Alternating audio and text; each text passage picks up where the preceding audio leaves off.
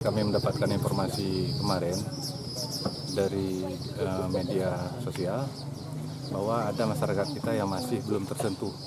Jadi dalam hal ini pihak pemerintah Kabupaten Aceh Barat berkenan untuk memberikan beberapa bantuan. Yang pertama menyangkut dengan bantuan kehidupan beliau sehari-hari. Yang pertama beras, kemudian pakaian, dan beberapa kebutuhan harian lainnya. Itu juga akan kita laksanakan ini kan untuk penanganan sementara.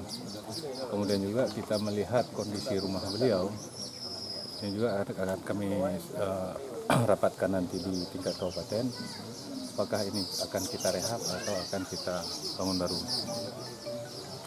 Pak, ini kenapa bisa lolos dari pantauan baik dinas atau pemerintah Kabupaten Aceh Barat? Berapa banyak program sosial dari rumah duafa atau bantuan rumah atau fakir miskin, janda?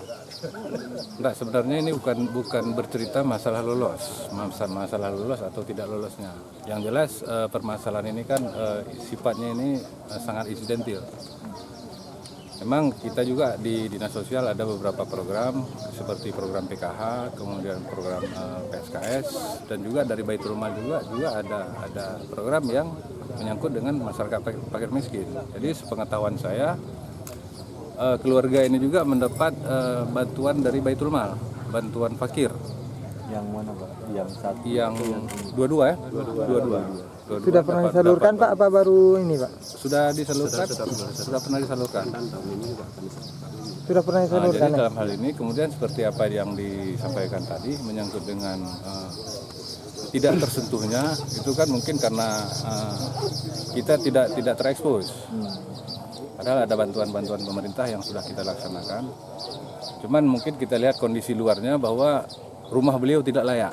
Kemudian kita datangi dan kita lihat bahwa di situ baru muncul adakah bantuan yang mereka dapatkan atau tidak. Nah, untuk kondisi hari ini yang kita lihat, saya nanti akan melakukan koordinasi di tingkat kabupaten.